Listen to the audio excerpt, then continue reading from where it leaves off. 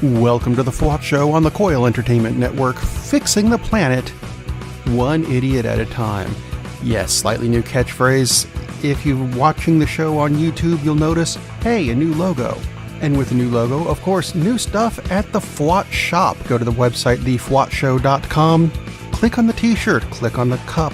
They take you to where you can get those things. It's real easy. Meanwhile, I'm still Rob Steele, that's still Jesus Jones in the background, and you know what? I'm going to start off with some actual urgent tech news. And I mean this quite sincerely. If you happen to have a computer, because, you know, who doesn't these days, and you're running Windows, one of the first things you need to do, and frankly, interrupt the show to do this, update Adobe Flash. I mean that, seriously. Also make sure Microsoft Office is updated. Seriously, do this now, because, you know, if you need a reason to do things, there is a possibility of an exploitation of one of those zero-day loophole things. What that really means is, if you have a computer that is running Windows, you probably have Microsoft Office and Adobe Flash. If this thing is exploited on your computer, Microsoft Office will die. I'm not making this up. It will make it unrepairable, so you can't even reinstall it on your computer. This is not a good thing. Go update this stuff now. And, you know, just to plug other Coil shows, to make sense of it, the Witching Hour crew, for example. Elle, you're fine. You use a Mac. Bill, I love you, man, but you're kind of screwed. Go update this stuff. Do it now. Yes, this can hit anybody. Hit me earlier. Thankfully, I use OpenOffice and don't care nearly as much. Go update Adobe Flash.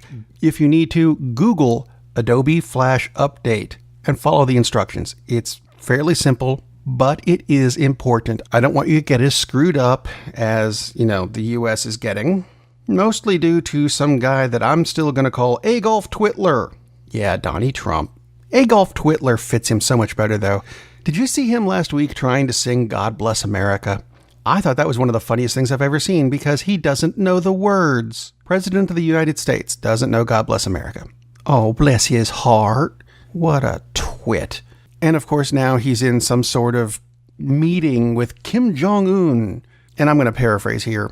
He says he trusts Kim Jong-un very much, even though, you know, he's kind of threatened to blow up the states a few times. Not that we think he can, but that's not the point. He also trusts Vladimir Putin, which is interesting because the two of them, not exactly, you know, friendly with the U.S., but he trusts them. He doesn't, however, trust Canada or the United Kingdom or Germany or anyone in the EU. You know, those people that are called, what were they called? It was a big term in World War, the Allies, the people who are our friends. He doesn't trust our friends. He trusts our enemies. I don't get this. He also put a thing last week against Germany. He doesn't want German cars in the United States. America first. Build American cars first. So he wants to get rid of BMW and Volkswagen and Mercedes because those are German cars and we don't want those in the United States. Except BMW, Volkswagen, and Mercedes, the latter of which is owned by Daimler, who's a Chrysler company.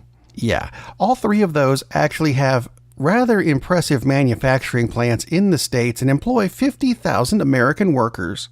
Actually, it's probably a bit more than that.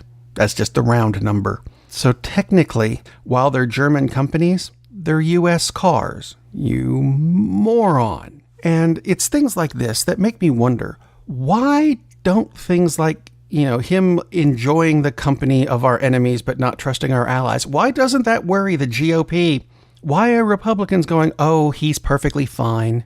And even if he isn't, he has the power to pardon himself, or so he claims, which is wrong. He does not have the power to pardon himself. Even Newt Gingrich says of Trump's self-pardon attempts, it would be an, quote, arrogant statement of power.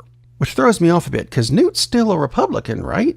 Or are they finally starting to turn? But of course, that's not the only thing going on this week. Trump's even screwing with the world of sports. I don't get this. When a team wins its big playoff at the end of the season, they visit the White House. The winners of the Major League Baseball World Series go to visit the White House. The winners of the NBA Championship go to visit the White House. The winners of the Super Bowl, the Philadelphia Eagles, got canceled because of the whole kneeling at the national anthem thing. Really? That's why the Eagles were disinvited or uninvited? Is it disinvited or uninvited? I've heard both. Very strange. But several Eagles have come out since and said, he doesn't know what he's talking about. It has nothing to do with the anthem. Gee, haven't everyone been saying that for some time now? Anyway, and that guy in the White House, he lies a lot. You know who else lies a lot? That would be Fox News. And they've gotten caught with it a lot too. But they did something weird with the Philadelphia Eagles story. They ran a picture of several Eagles kneeling in a circle on the field. Look at how disrespectful that is, they said. It's horrible. It's terrible. Oh, wait, they're praying? Oh, well, that makes it okay then, somehow. I don't understand how that works. Praying is fine, but, standing up for your rights, can't have that in the United States, because, yeah, right. In other Twitler-related news, he rather unwantedly gave the U.S. ambassador to Canada a kiss, even though, he doesn't like Canada. Am I the only one who thinks that, maybe that would be considered unwanted sexual contact, which is punishable by things like jail time or fines or at least probation? But, he does say he can pardon himself if it comes down to it, even though the Supreme Court says, no, you can't do that. Nixon couldn't do it, and we like him better than you. But he's gone pardon happy of late. Did you see the thing with Kim Kardashian's? Was it Kardashian's great-grandmother or just a great-grandmother in general? I heard both. Frankly, don't care about how she's related to Kim Kardashian, but she was in prison or whatever, and Trump pardoned her for whatever her crime was, which I think was, crossing the border with a passport, because, yeah, whatever. Pardoned her. Now she's out of prison, which, I suppose that's a good thing. But then he went on and said he wanted to pardon Muhammad Ali, the boxing legend. Well, a few things about that. One, his lawyer said, please don't. I love that his lawyer said, please don't pardon him. Two, there's nothing to pardon him for. Seriously, there isn't. Nothing. And three, Muhammad Ali is probably a little bit too dead to care about whether or not you pardoned him. It's not like his corpse is still in a prison somewhere. And if you're offended by that, first find out if he's offended by that, and then you can get back to me. Email is forthcoming. But, speaking of the Supreme Court, which I did a moment ago, it ruled in favor this week of the baker who refused to bake a same-sex couple wedding cake. Unfortunately, I have to agree with him. If you don't want to do that, that's fine. However, that means the word should get out that you don't do that. And that's going to pretty much ruin your reputation. And soon, no one will be buying cakes from you at all. No one should use him anymore. Now we know who he is. Frankly, just alienate him for being a general twat. How hard is that?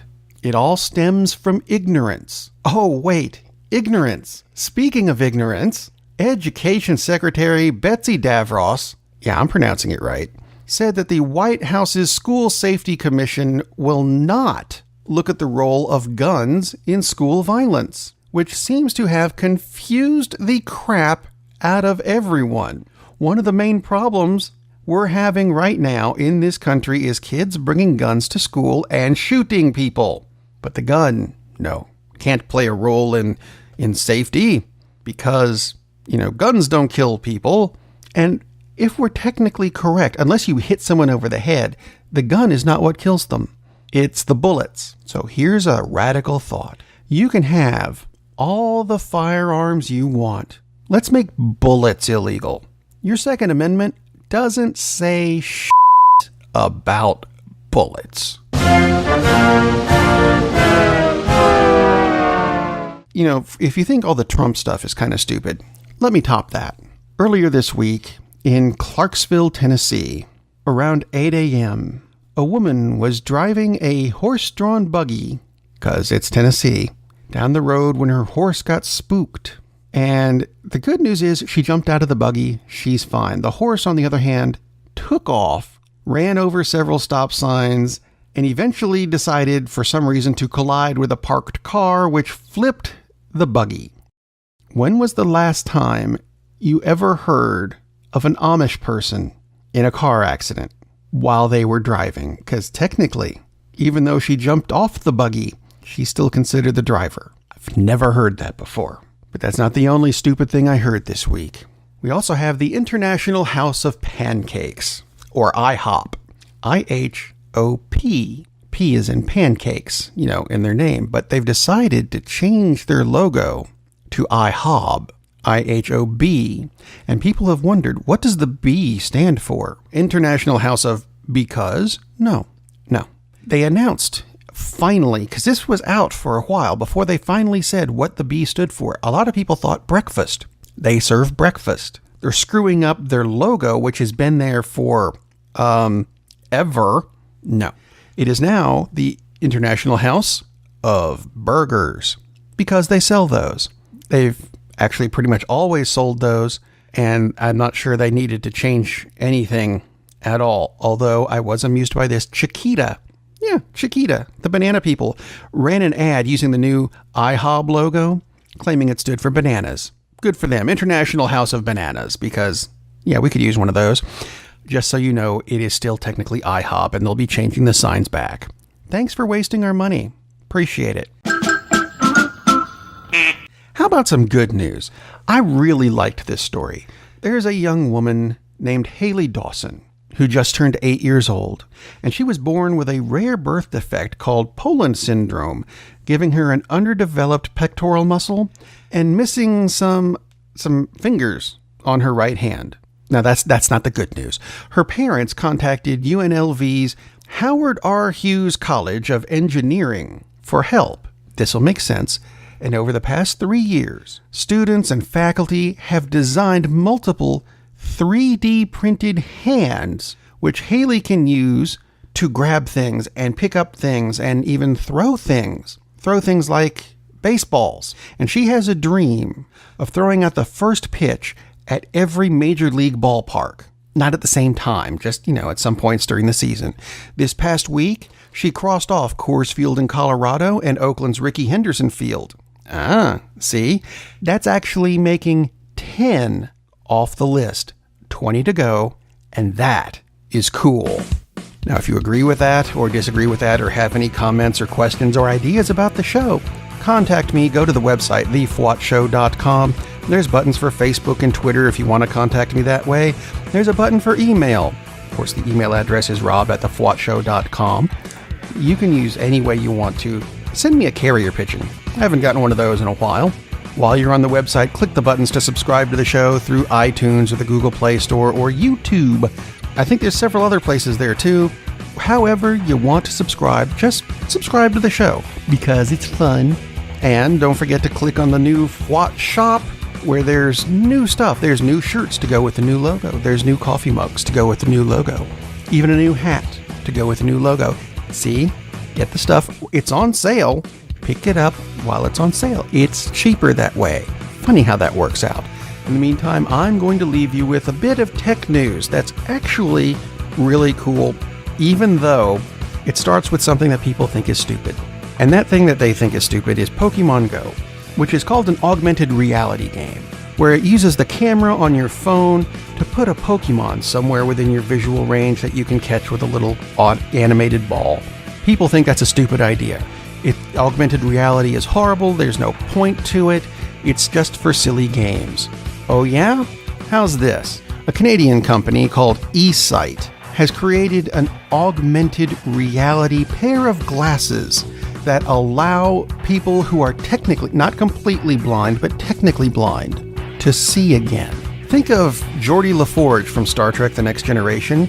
You know the banana clip LeVar Burton wore that let his character see? That's what this is. So don't knock the video games. They help more than you think. In the meantime, I'd like you all to have a very good week and be safe out there because it's, Trump's still in charge, so it is going to get worse before it gets better.